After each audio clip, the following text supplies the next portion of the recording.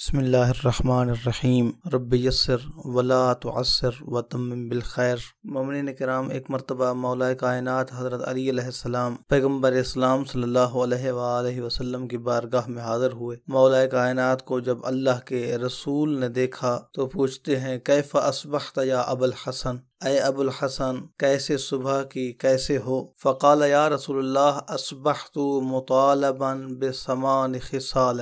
مولا کائنات نے فرمایا یا رسول اللہ صبح ہوئی ہے اور میں مطلوب ہوں 8 چیزوں کا، یعنی 8 قسم کے قرضے میرے اوپر ہیں، 8 قسم کے مطالبات ہیں جو مجھ سے طلب کیے گئے ہیں، جو مجھے ادا کرنے ہیں۔ اللہ یطالبنی بالفرض، فرمایا ایک اللہ تبارک و تعالی کی ذات ہے جو مجھ سے فرائض کا مطالبہ کر رہی ہے۔ اللہ تبارک و تعالی کے فرائض کو انجام دینا ہے۔ ایک مطالبہ فرائض کا ہے جو اللہ تبارک و تعالی کر رہا ہے۔ وَأَنْتَ بِالسُّنَّةِ، یا رسول اللہ دوسرا مطالبہ آپ کا ہے، آپ کی مقدس سنت ہے، اس پر مجھے عمل کرنا ہے، لہذا سنت پیغمبر صلی اللہ علیہ وآلہ وسلم بھی مطلوب ہے۔ یا رسول اللہ تمہاری سنت پر بھی مجھے عمل کرنا ہے۔ وَالْمَلَكَانِ بِصِدْقِ اللسان، اور جو 2 فرشتے موجود ہیں ان کا بھی مطالبہ ہے، اور ان کا مطالبہ یہ ہے کہ اپنی زبان کو سچا رکھنا ہے،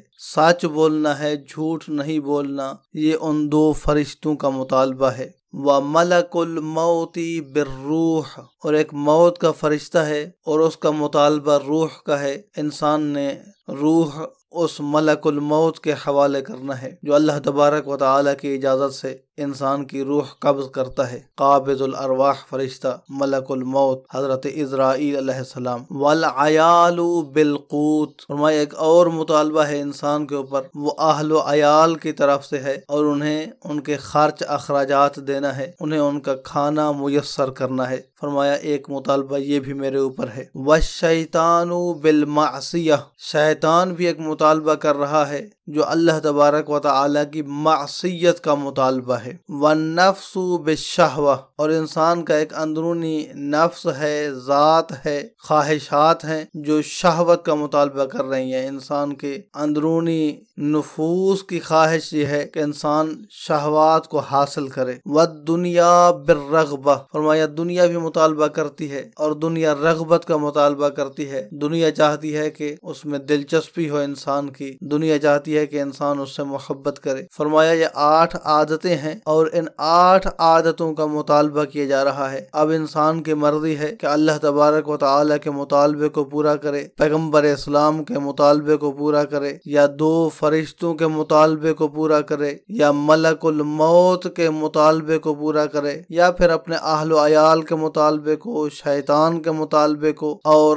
اپنی ذات کے مطالبے کو، اور دنیا کے مطالبات کو پورا کرے۔ بہرحال انسان سے بہت سارے مطالبات موجود ہیں، اور بعض مطالبات سچے ہیں، حق پر ہیں، اور بعض مطالبات باطل پر ہیں۔ انسان کو اس جانب متوجہ ہونا چاہیے۔ دعا ہے کہ اللہ تبارک و تعالی کی ذات ہمیں مولا کائنات کے اس فرمان سے نصیحت حاصل کرنے کی توفیق عطا فرمائے۔ محمد نقی جسکانی کو شیعہ پوائنٹ سے اجازت دیجیے۔ والسلام علیکم ورحمۃ اللہ وبرکاتہ۔